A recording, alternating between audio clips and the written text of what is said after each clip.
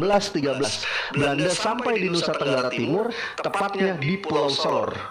Nah, kehadiran Belanda di NTT ini membawa perubahan yang cukup besar dalam kehidupan masyarakat NTT, termasuk kehidupan keagamaan. Nah, itu yang perlu kita lihat latar belakangnya. Ya.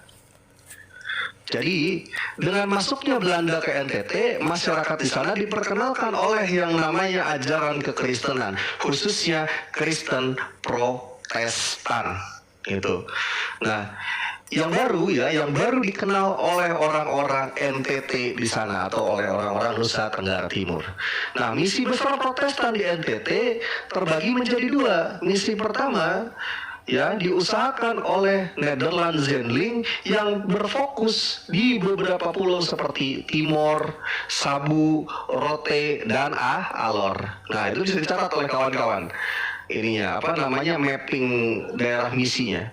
Misi kedua berfokus di Pulau Sumba yang diusahakan oleh beberapa lembaga Zendeling seperti Nederland Geoformat Zendeling dan juga Zendeling van de Kris.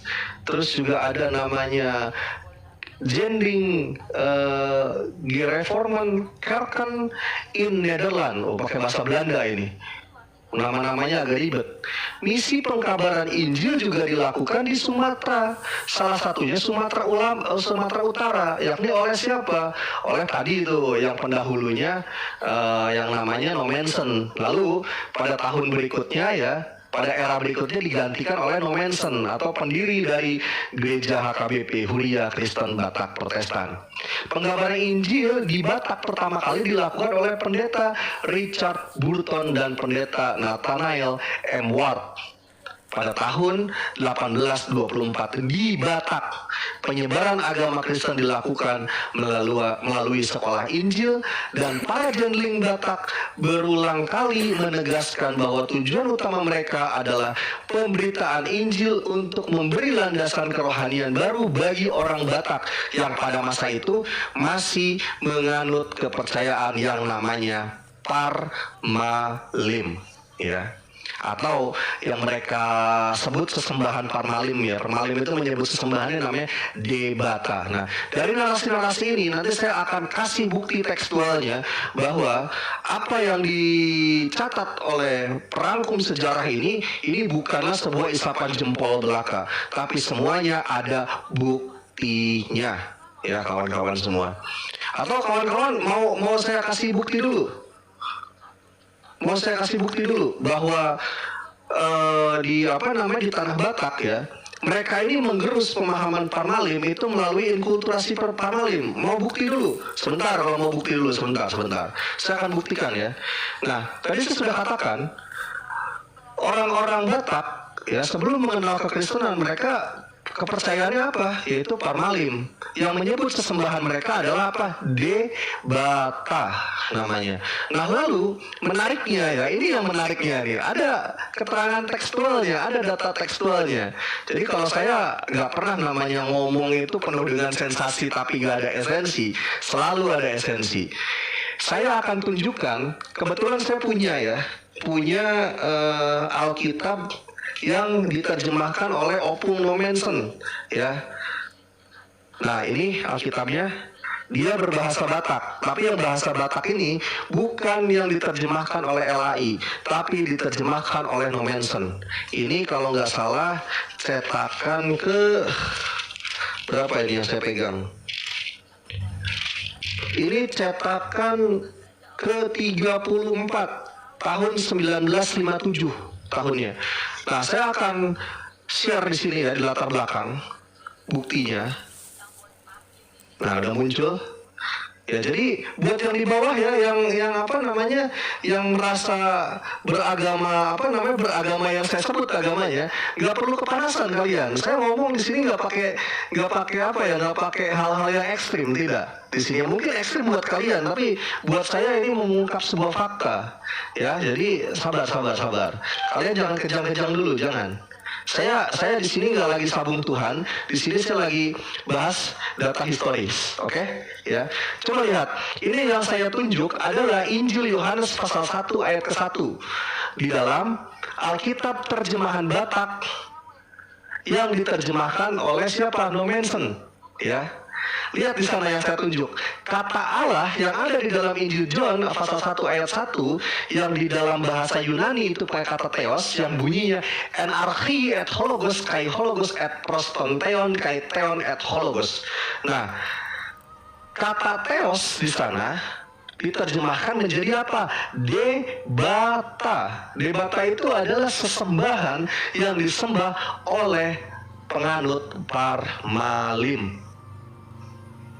Ya silakan kawan-kawan, kalau kawan-kawan mau screenshot buktinya, silakan screenshot sebanyak-banyaknya.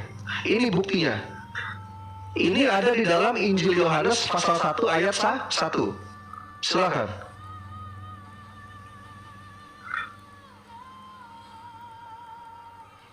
Nah jadi kalau pengen tahu ya, kalau pengen tahu awal mula masuknya ajaran Kristen ke tanah Batak gitu loh, itu dia mengambil inkulturasi dari apa? Para penganut Parmalin, dari istilah-istilahnya. Ini bukti. Silakan ada yang mau bantah. Kawan-kawan yang Kristen silakan. Apa ini? Batak Karo, Toba, Simalungun, di Tapanuli ini apa namanya, Fen? Batak di Tapanuli. Ini buktinya, karena Opung Lomenson itu pertama kali dia melakukan penginjilan dan dia menerjemahkan Alkitab yang tadi saya pegang ya, fisiknya, itu untuk orang-orang di Tapanuli. Makanya di Tapanuli itu ada kampus STT HKBP Lomenson di sana, di Pematang Siantar. Karena apa? Untuk mengenang jasanya Opung Lomenson dalam penginjilan. Itu. Nah, ketika Kristen datang ke tanah Batak, dia akan menginkulturasi istilah-istilah yang dipakai oleh penganut mayoritas di situ. Nah, karena mayoritas di sana penganut Parmalim, ya, dan sesembahan yang namanya debata, maka kata theos dia translate menjadi debata. Nah, ini buktinya. Nah, silakan kawan-kawan semua yang ada 153, boleh kalau mau screenshot, kalau mau record boleh, silakan. Semua yang saya jelaskan di sini dengan data semuanya nanti. Nah ini poinnya. Lalu poinnya apa? Poinnya kekristenan itu sering sekali namanya melakukan sinkretisme. Kalau saya lebih mengatakan bukan lagi inkulturasi, tapi sinkretisme. Perbedaan inkulturasi dan sinkretisme itu ke apa, kawan? Inkulturasi itu hanya mengambil istilah-istilah culture atau mengambil sendi-sendi kebudayaan ya, yang sifatnya non keyakinan dan non kepercayaan. Tapi ketika sudah itu mengutip sebuah hal yang sakral atau sebuah istilah dalam keagamaan disematkan pada agama yang lain, itu sama saja statusnya sinkretisme atau menyampurkan ajaran kepercayaan yang satu dengan ajaran kepercayaan yang lainnya. Jadi lebih tepatnya kekristenan itu bukan cuma melakukan inkulturasi, tapi sinkretisme. Itu. Ya terserah lah, mau kawan-kawan menerjemahkan kata lain bunglon ya terserah gitu loh.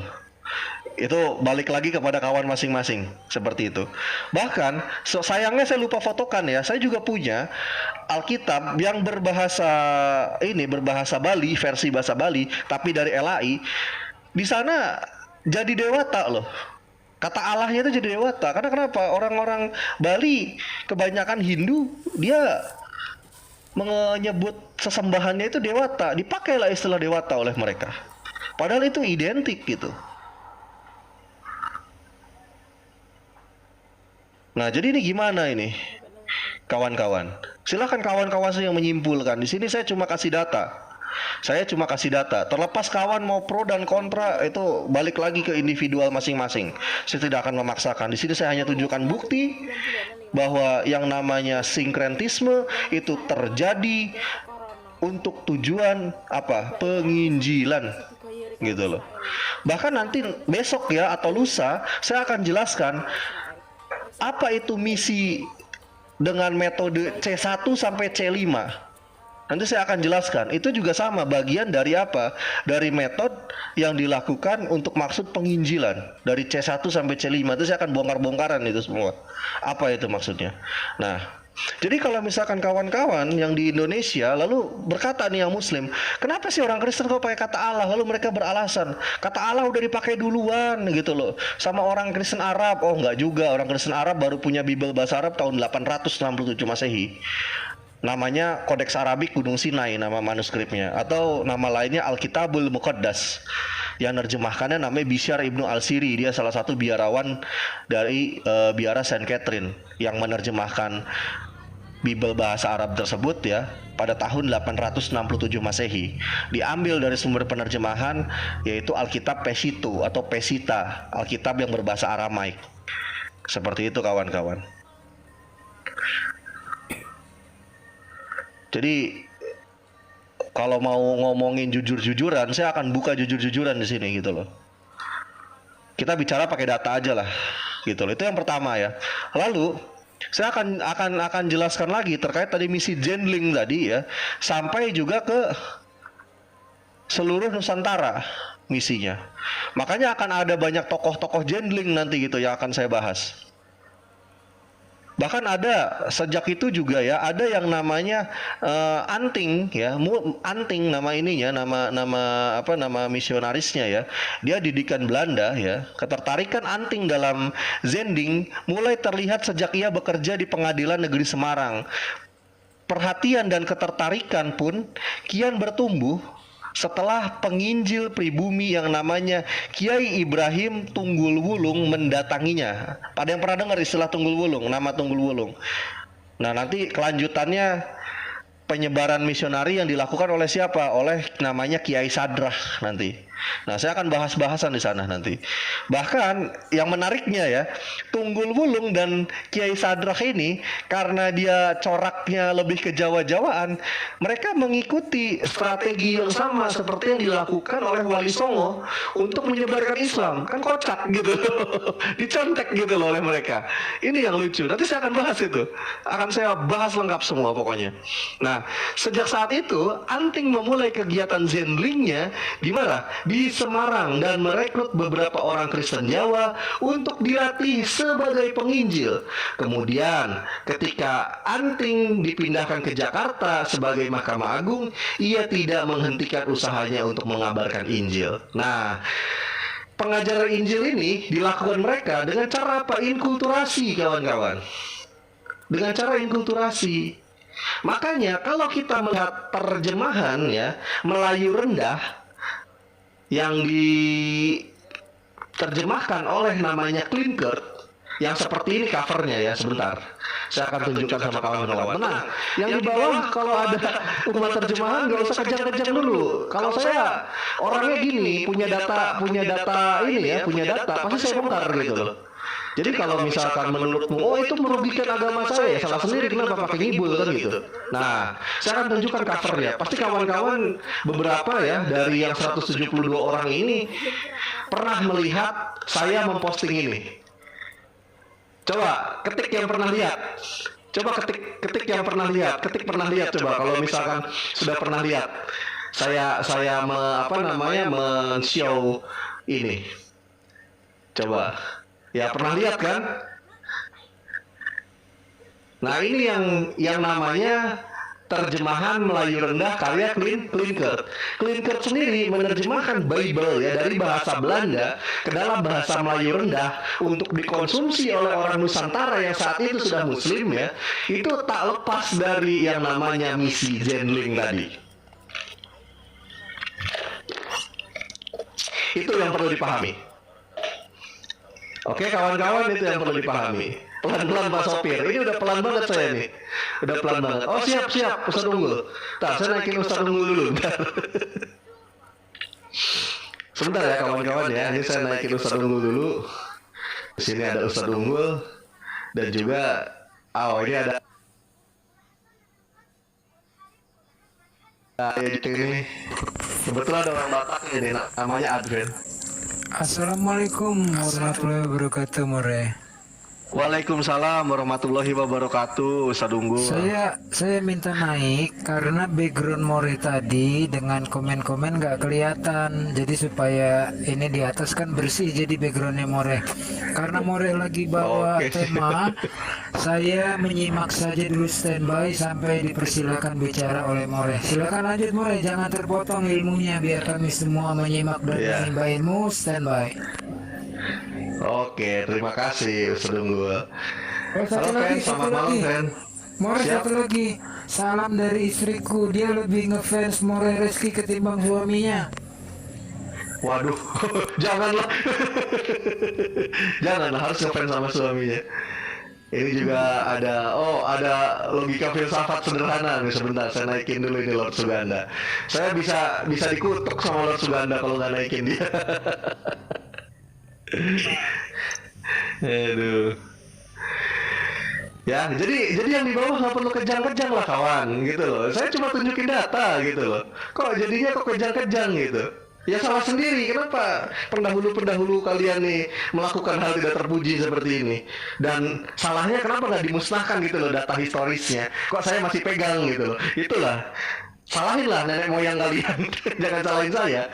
Saya kalau ada informasi pasti saya share yang jelas gitu loh. Itu. Nggak mungkin saya tutup-tutupin. Betul nggak Ustaz Unggul? Kita harus terbuka lah. Betul. Kita tidak sedang menyalah-nyalahkan tapi membongkar. Fakta bicara fakta. Betul sekali. Nah, tentu kawan-kawan sudah pernah lihat ya, saya membuka sampelnya ini nih, yang ada di screen saya ini. Yakni yang namanya Alkitab Wasiat yang Baru, segala kitab perjanjian baru, Injil Tuhan kita Yesus Kristus ya, tersalin kepada bahasa Melayu rendah, cetakan pada keempat kalinya atas siapa itu Nederland, Bible apalah gitulah namanya, Amsterdam tahun 1930. Ini yang namanya Alkitab terjemahan Melayu rendah Klinkert. Dan kebetulan saya punya fisiknya. Makanya benar kata Ustaz Unggul, boleh dijaga, itu pusaka itu. Pusaka. Dan saya punya. Nah, lalu kawan-kawan bisa lihat di sini. Ketika di dalam Alkitab Melayu rendah ini, di sana ada kata-kata yang diganti istilahnya pakai istilah-istilah yang identik dengan istilah keislaman. Seperti contohnya apa? Contohnya misalkan ini ya. Jangan kepanasan nih yang di bawah ya. Saya mohon jangan kepanasan. Di sana ada kata apa? Masjidnya. Ada kata masjid di sana. Tuh kawan-kawan bisa lihat yang saya tunjuk. Ada kata masjid di sana. Dan jadinya lucu, Yesus masuk masjid, maksa banget gitu loh. Mungkin mau Tahu nggak? Mau sholat Jumat. Jadi gini Ustaz Unggul ya, kemarin ketika saya membuat VT tentang ini, banyak yang salah paham. Disangka ketika saya menunjukkan bahwa Yesus masuk masjid, saya mau mengklaim Yesus adalah Muslim, makanya dia sholat di masjid, dia lagi sholat. Oh no, bukan itu. Bukan itu yang ingin saya propose. Bukan itu yang ingin saya utarakan. Tapi apa yang ingin saya utarakan? Ternyata kekristenan itu sering sekali namanya mencomot-comot istilah yang identik dengan ajaran atau keyakinan yang mayoritas di tempat dia menginjil, pasti dia comot itu istilah untuk memudahkan penginjilannya. Lalu ada memang satu dua orang yang berusaha kritis, saya juga nggak salahkan juga, keren gitu, tapi sayangnya kurang tepat. Ketika dia mengatakan bahwa oh bang, wajar banget sih dikatakan masjid di sana, karena kosakata zaman dulu itu belum banyak. Oh bukan itu alasannya, bukan alasannya seperti itu brother, gitu loh. Tapi karena apa? Karena memang untuk maksud penginjilan. Mengapa demikian? Kalau kita bicara istilah masjid ya, silakan carikan saya karya leksikografi Melayu atau karya leksikografi bahasa Indonesia yang mengutip atau menjelaskan kata masjid di dalamnya, mendefinisikan itu dalam bentuk umum. Silakan kalau ada. Saya berani kasih hadiah kamu minta berapapun. Kalau ada, silakan. Karena nggak demikian, pada faktanya kata masjid itu identik kawan-kawan, nggak bisa dimaknai umum.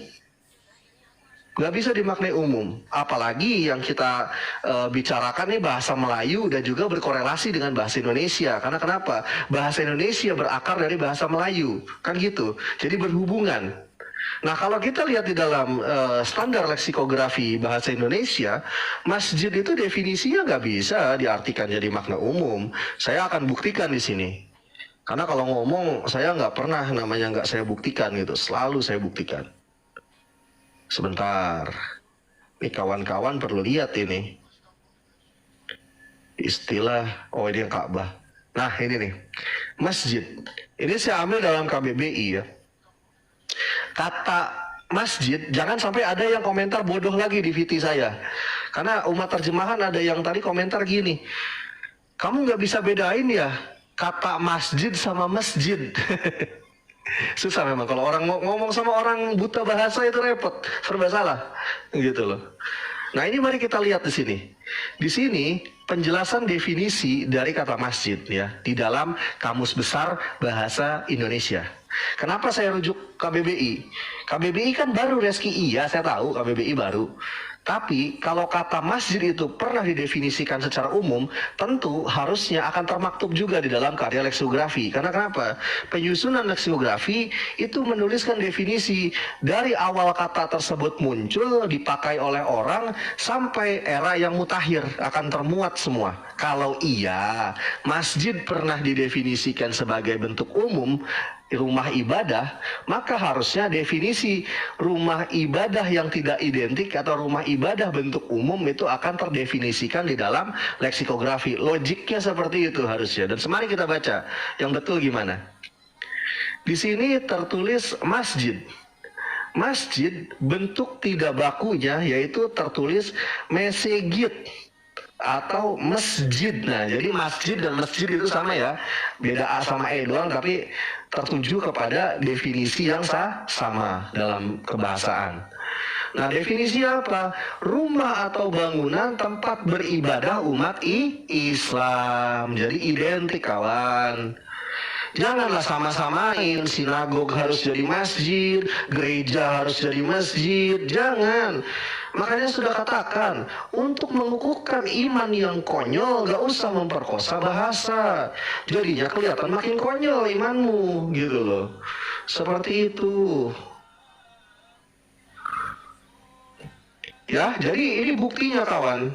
Ya, kata masjid itu pernah tercatut di dalam apa? Di dalam terjemahan Klinkert yang Melayu rendah. Kebetulan saya punya cetakan keempat kan di tangan saya tahun 1930. Nah, ini bukti gitu loh. Saya tunjukkan lagi ya. Lalu yang selanjutnya apa? Oh, pelan-pelan.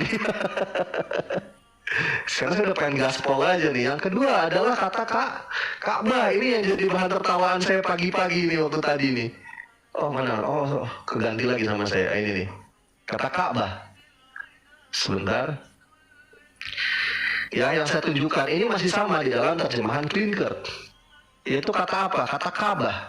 Kata Ka'bah di sini juga sama. Tolong Reski bedain Ka'bah sama Ka'bah gitu, ada tanda kutipnya. Nanti saya akan tunjukin lagi KBBI-nya nanti. Pokoknya malu kalian kalau ngomongin bahasa. Ketika ada siapapun dia membela keimanannya dengan memperkosa bahasa, ketemu saya pasti telanjang, saya jamin itu. Saya pastikan itu.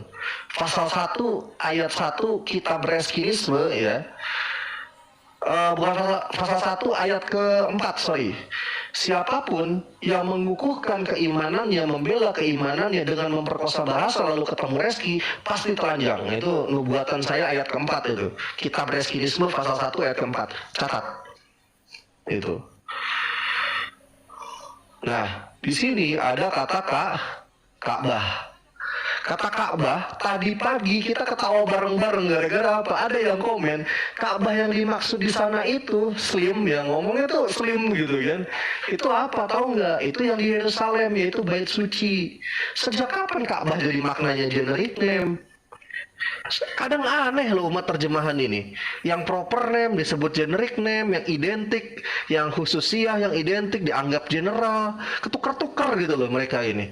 Janganlah cuma gara-gara mau berapologetika untuk keimanannya harus memperkosa bahasa. Kalau udah konyol-konyol aja keimanannya gitu loh. Terimalah padanya. gitu loh. Bahkan ada yang bilang Reski itu salah, nggak ngerti bahasa katanya. Ka'bah yang dimaksud di sana itu yang di Yerusalem. Sejak kapan men Ka'bah pindah ke Yerusalem kata saya. Ya emang kamu pikir yang di Mekah? Ya kalau kita sudah bicara kata Ka'bah, nama Ka'bah itu identik harus yang ada di Mekah. Nggak bisa merujuk kepada bait suci yang di Yerusalem. Karena kenapa? Kata Ka'bah diambil dari kata kabus ya, yang artinya apa? Artinya kubus atau kotak. Ah, Reski sok tahu ya udah, saya tunjukin nih karya leksikografinya. Sebentar, wait. Tenang, Reski kalau ngomong itu selalu pakai data kok. Nah, ini mari kita baca di sini ya. Ka'bah bentuk tidak bakunya Ka'bah. Jadi Ka'bah dan Ka'bah itu sama ya. Ka'bah itu bentuk tidak baku, tidak bakunya. Makanya belajar bahasa Indonesia yang benar.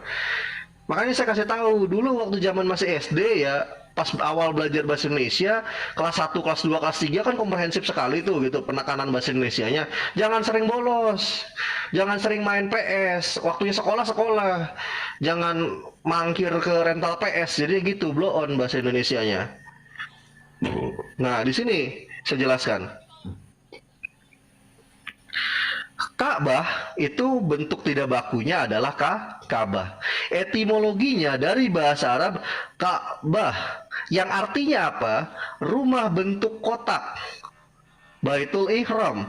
Lalu definisinya, bangunan suci yang dibangun oleh Nabi Ibrahim alaihi salam dan Ismail alaihi salam terletak di dalam Masjidil Haram di Mekah berbentuk kubus, dijadikan kiblat sholat bagi Islam dan tempat tawaf pada waktu menunaikan ibadah haji dan umroh. Nah, saya tanya sama kawan-kawan di bawah yang ada 156 ini, kira-kira kalau sudah definisi Ka'bah kayak gini, bisa nggak dirujuk kepada bait suci yang di Yerusalem?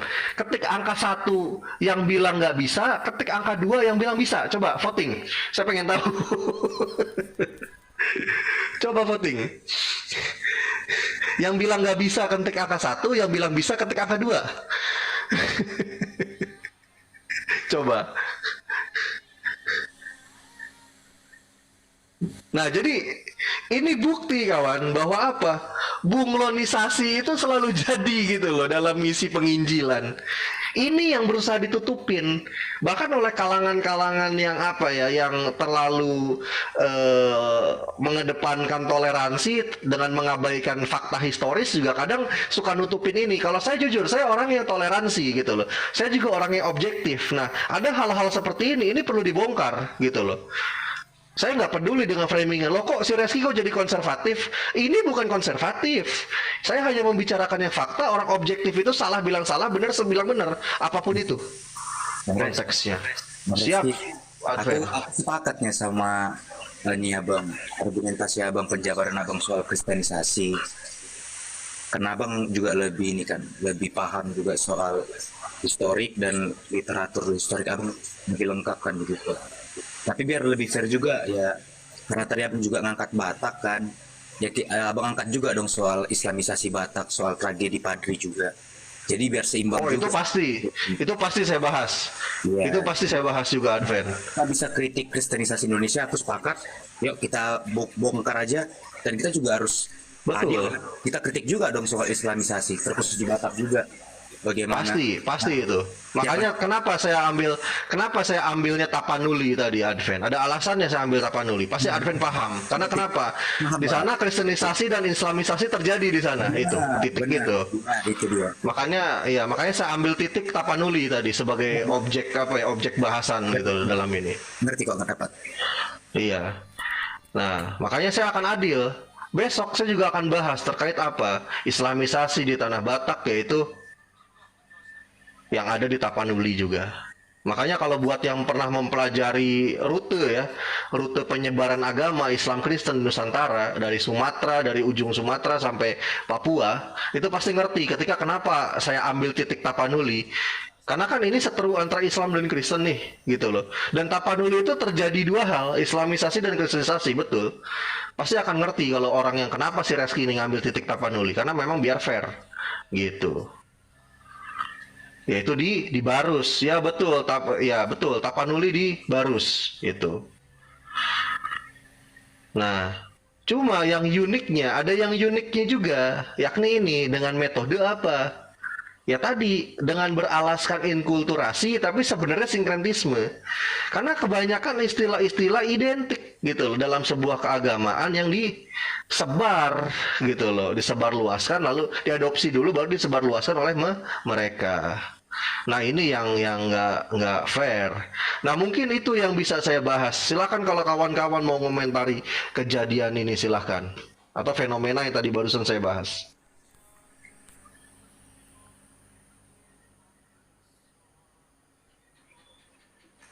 Aku apa namanya?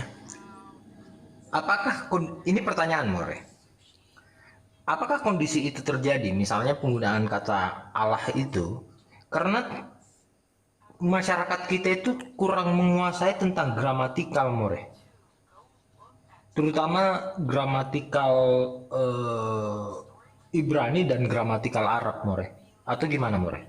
Sehingga terjadi kesalahpahaman dalam melakukan penafsiran sebuah teks gitu. Lanjut More. Sebenarnya gini ya, kalau kita bicara Bang Wisen yang ditanyakan problem yang di Indonesia apa yang kita juga bicara di Arab nih? Problem di Indonesia, karena kan di Arab itu, sepengetahuan saya, persoalan-persoalan seperti ini nggak pernah ada More. Nggak ada, karena pemahamannya sama soalnya.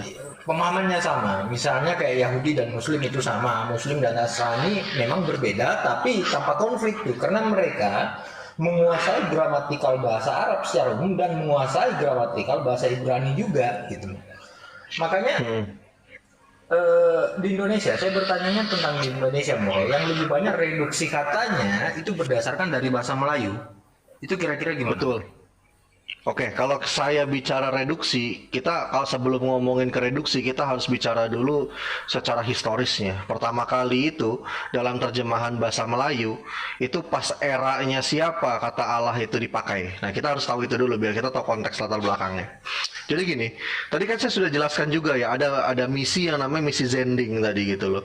Lalu sebelum eranya Klinkert datang untuk menginjil dan menerjemahkan kitab suci atau Alkitab ya, yang berbahasa Belanda datang ke Indonesia, itu ada yang namanya terjemahan Leidecker, pendahulunya.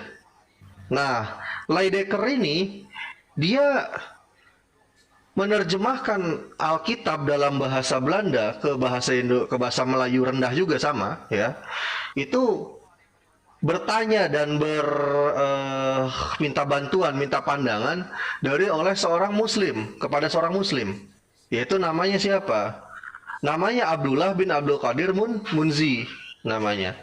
Nah, ditanyakanlah kepada dia gitu kan, kalau di dalam orang-orang di sini mempercayai sesosok yang maha kuasa itu penyebutannya apa? Gitu loh. Ya karena yang ininya orang muslim yang ditanya akhirnya menyebut kata Allah gitu loh. Dikutiplah itu sejarahnya. Jadi memang dia nggak tanya mana yang benar gitu loh. Jehovah itu apa sih cocoknya ya kalau di sini? Nggak gitu, tapi dia tanyakan ya menurut yang di sini gitu. Yang di sini ini berarti yang Muslim gitu loh. Akhirnya oleh Abdullah bin Abdul Qadir Munzi ya dijawab Allah karena dia orang Muslim gitu loh. Dan ini harusnya direvisi oleh kawan Kristen. Harusnya seperti ketika kawan Kristen ya merevisi Alkitab terjemahan Melayu rendah, menghapus kata masjid, menghapus kata Ka'bah, menghapus kata khotib-khotib ya di dalam terjemahan lama dan dilanjutkan di terjemahan baru harusnya. Tapi karena kenapa?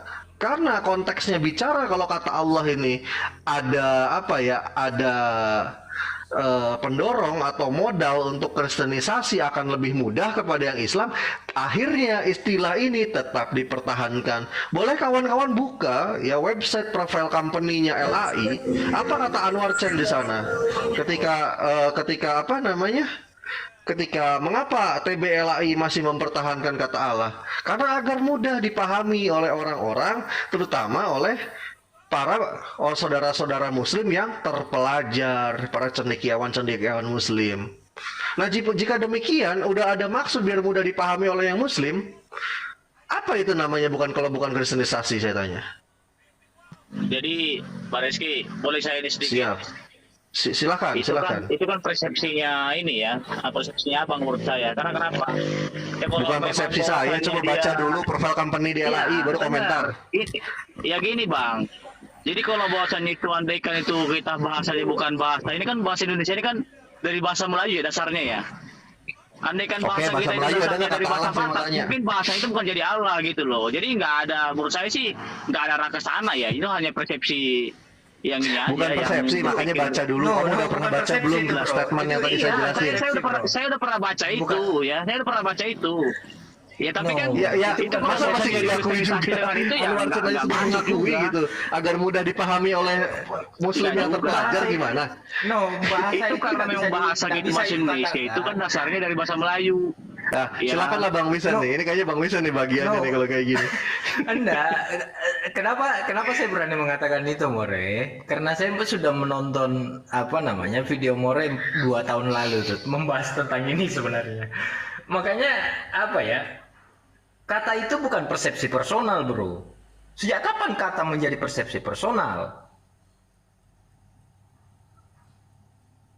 Tapi gini Dia aja, adalah kesepakatan umum. mungkin gini yang dimaksud si Doni mungkin kayak gini Bang Res. Mungkin ya aku coba meluruskan apa yang dimaksud si Doni. Kalau kita kutip langsung dari bahasa aslinya Bible yang abang pahami lah Bang Res ya. Karena aku kan nggak tahu ya, aku juga nggak tahu. Yang dari serapan bahasa aslinya kalau perjanjian lama Ibrani ya Bang Res ya.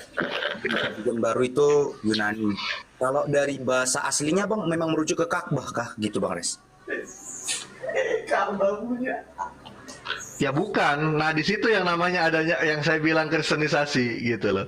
Ada apa namanya, ada ajang kristenisasi tadi. Kenapa nggak pakai aja kata bait gitu kan? Padahal pada masa itu di bahasa Melayu udah kata bait tuh. Kata bait sudah ada. Tapi kenapa harus ada kata Ka'bah? Saya bisa buktikan loh. Di dalam bahasa Melayu ya, khususnya Melayu rendah, kata bait itu sudah diadopsi, sudah diserap kan? Gitu loh, pada tahun itu. Iya, Kenapa mungkin- harus pakai kata Ka'bah? Saya tanya yang identik. Saat itu ini melakukan kristenisasi dengan memperkosa bahasa pengertiannya gitu lah. Kita katakan ya Bang Res ya. Supaya merujuk Yes.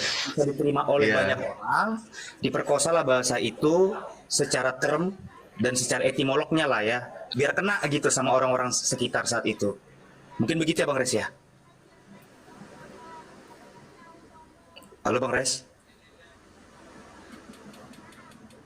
Ya, lanjut Wen, saya masih mendengarkan. Nah, berarti aku dapat poin abang. Abang lebih mengkritik kenapa di saat itu orang-orang yang melakukan kristenisasi, melakukan penerjemahan lah kita katakan, harus menggunakan sistem cara penerapan terjemahan yang seperti itu begitu. Kenapa tidak dicoba diusahakan mengikuti arti sebenarnya? Misalnya kata bait ya kenapa nggak diartikan bait? Kenapa harus diarahkan ke Ka'bah begitu ya Bang Res ya? Betul sekali, kan ada yang lebih umum, Ven, seperti kata bait. Kata baitul sendiri, ya, bait, itu sudah diserap di dalam bahasa Melayu, dalam Melayu rendah. Siap Bang Res. Kenapa harus pakai kata Ka'bah? Biar apa? Nah, padahal rumah ibadah itu sudah ada, cuma tulisannya roemah ibadah, gitu loh. Kenapa nggak pakai kata rumah ibadah aja? Kenapa harus masjid? Saya tanya. Atau mungkin Bang Res Itu identik loh, kalau udah kita bicara itu. kayak yang pernah kita bahas, mungkin abang bilang salah satu jawaban kemungkinannya waktu melakukan penerjemahan orang-orang yang berkompeten saat itu yang membantu terjemahan itu orang-orang Muslim. Mana tahu asumsiku ini Bang Res. Mana tahu Ya bisa tapi tetaplah harusnya dibedakan lah, nggak seidentik itu. Iya, Saya iya. yakin pasti dijelaskan gitu. Karena kenapa? Soalnya gini, Ven, kita berbicara, saya pengen berasumsi seliar itu, tapi sayangnya nggak bisa. Karena kenapa? Contoh ya, yang membantu Leidecker menerjemahkan bahasa Melayu rendah, ini namanya Abdullah bin Abdul Qadir Munzi. Dia ini siapa? Dia ini seorang sastrawan. Oke. Seorang sastrawan, latar belakangnya tentu dia akan detail sekali, Ven, memberikan penjelasan sebuah diksi ini sifatnya kekhususan, identik atau general itu pasti gitu loh. gitu loh. Itu pasti. Seperti contoh saya ke Advent, karena saya ngerti linguistik. Ketika Advent menanyakan sesuatu hal yang sifatnya identik, bang bisa nggak bang kalau ini dipakaikan istilah ini? Pasti saya akan bilang, oh ini nggak bisa, Fen. Kalau mau pakai bentuk umum, solusinya pakai bentuk umumnya, Fen. Ini bentuk umumnya. Saya pasti akan menjelaskan gitu. Oke, kalau Seperti kita dulu pernah Iya, iya. betul. Iya, nggak bisa. Makanya saya pernah bilang kan ke Advent. Waktu itu kita pernah diskusi kan terkait, loh, kenapa kok pakai kata Allah? Terus Advent nanya ke saya waktu itu. Oke bang, kalau kata Allah nggak boleh bang dipakai di Bible bang, karena itu identik kata abang. Lalu solusinya abang, bang pakai kata apa? Kan pernah nanya gitu kan Advent. Lalu saya sebut apa? Kata ilah, Fen. Ilah itu generik. Nah, orang yang ngerti ngerti sastra itu dia pasti bisa memberikan solusi itu gitu. Nggak akan main tembak aja. Berarti ada unsur kesengajaan di sini, Fen. Gitu loh. Kecuali orang awam ya yang diminta ya. Itu lain cerita. Seperti itu. Monggo mungkin yang lain kalau ada yang mau berpendapat silahkan.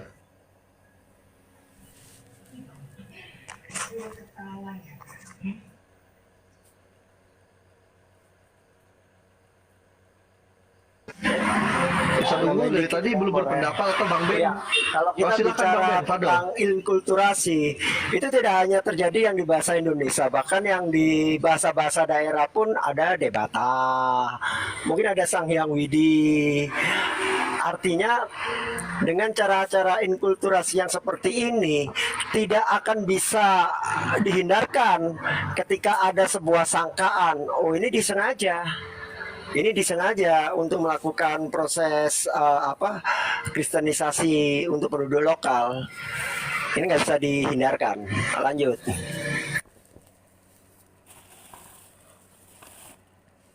Iya, udah bisa komen, More. Silakan Ustaz Unggul, Fadol. Ya itu udah jelas ya. Di awal tadi More bilang ada inkulturasi, ada sinkretisme. Jadi bukan karena ketidaksengajaan atau inaccidental, tapi benar-benar intention. Buktinya apa? Penerjemahan masjid, Ka'bah, semua diganti tuh. Cuma Allah doang yang tidak diganti.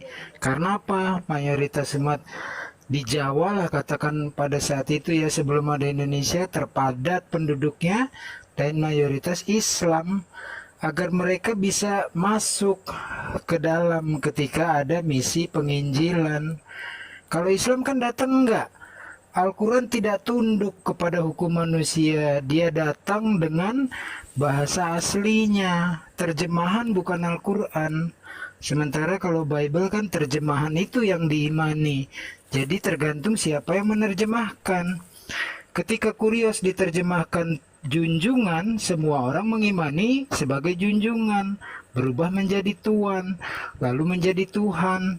Ketika huruf H disisipkan tapi tidak dibaca, contohnya tahu, tahu, terus embus, hembus. Tetapi pergeseran makna tuan dan Tuhan adalah berbeda, kesalahan ini tetap dipertahankan oleh LAI. Jadi kalau mau ya dipakai saja bahasa aslinya. Kenapa nggak mau pakai bahasa asli atau minimal berdampingan antara Koine Greek sebelah kanan, kiri bahasa lokal. Lanjut standby. Baik, terima Oke. kasih. Jadi terima kasih atas Silakan, kesempatan Pak yang Pietro. telah diberikan. Jadi kami Belum juga Pak mengerti Pietro, ya. belum Pak Ya, Pietro, jadi saya kami belum itu tidak mempersilahkan. mengerti. Orang belum mempersilahkan Baik, terima udah kasih main atas terima kasih aja. Enggak, turun dulu ah. Ulangin lagi. Belajar adab. Iya, enak aja baru naik. Terima kasih atas kesempatan, siapa yang kasih kamu? Naik lagi ulang. Tukang bunga satu ini kadang nih. Udah Suka tahu so ini iye. bukan arena sabung Tuhan, mau nyabung pula dia. Padahal saya So, baru kalau- minta izin pamit bicara tadi, izin bicara tadi, tiba-tiba dipotong juga sama batu karang. Iya. Lanjut. Ayo. Kalau belum saya izinkan bicara terus bicara lagi kamu, Pietro, saya turunin lagi kamu tukang pot. Beneran. Baik, terima kasih atas kesempatan. Fadol, siap, Fen. Sebentar, saya belum izinin kamu, saya turunin lagi, ulang lagi. Ulang lagi, kalau saya belum izinin kamu ngomong pasti saya turunin. Ulang lagi. Kayak teh celup naik turun. Iya, jadi biasakan tertib kalau di room saya ya, oke? Mau Islam, mau Kristen, silakan Bang A21. Ya, assalamualaikum warahmatullahi wabarakatuh. Selamat malam, More. Salam. Waalaikumsalam warahmatullahi Ini wabarakatuh. menambahkan, siapa tahu salah, tapi jadi sebenarnya begini, kalau yang kemarin sempat saya pelajari juga ya, sempat diskusi juga, memang Bible ini tidak bisa berdiri kalau tidak mencomot dari beberapa agama gitu. Contohnya salah satunya adalah salah satu agama tertua, mereka juga comot kata-kata itu. Contohnya kata-kata pendeta itu. Pendeta itu kan sebenarnya kalau kita lihat itu penggunaan kata bahasa yang digunakan oleh agama Hindu gitu. Nah, mereka pun mencomot kata-kata pendeta itu gitu. Banyak sih sebenarnya kemarin. Itu aja sih, More. Saya mau menambahkan sedikit seperti itu. Silakan teman-teman lain. Terima kasih, More. Ya, silahkan. Siapa lagi yang mau menyampaikan pendapat? Enggak, saya paling nggak suka. Saya lihat tadi Bang A21 udah open mic gitu. Mau silakan ada lagi mau ini udah. Ya terima kasih. Saya turunin. Ini orang yang kayak gini. BR banget kepedean. Disangka saya mempersilahkan dia kali. Silakan logika filsafat. Saya di sini mau berkomentar dalam ikrar saya bahwasannya ya kalian yang ada di sini mau viewer atau pembawa acara luar biasa, sangat mantap dan ya kondusif selalu lah dalam untuk membagi suatu pengetahuan dari orang-orang yang tidak tahu gitu. Udah Bang.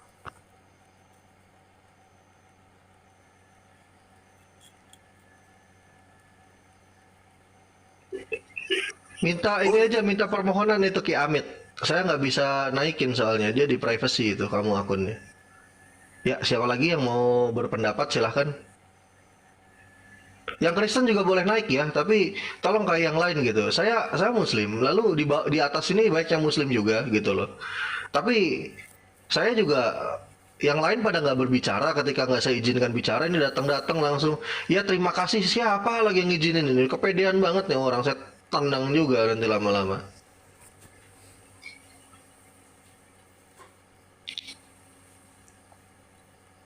Gimana nih menurut Lord Suganda nih kalau ada orang yang kayak gitu datang terima kasih gitu loh.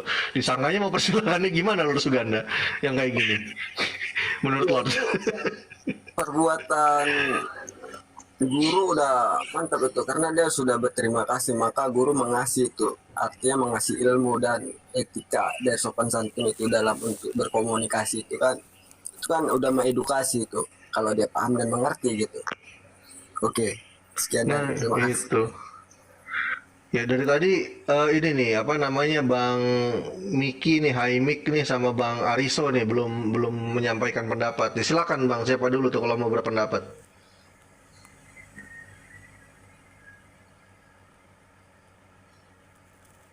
Silakan Bang Hai Mik. Udah open mic.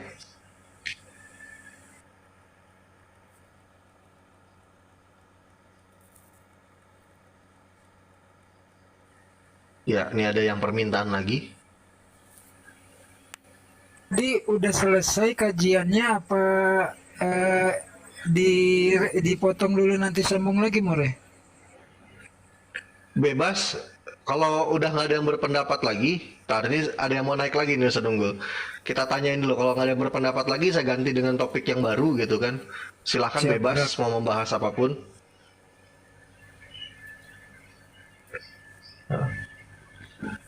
Assalamualaikum Mahi Albi.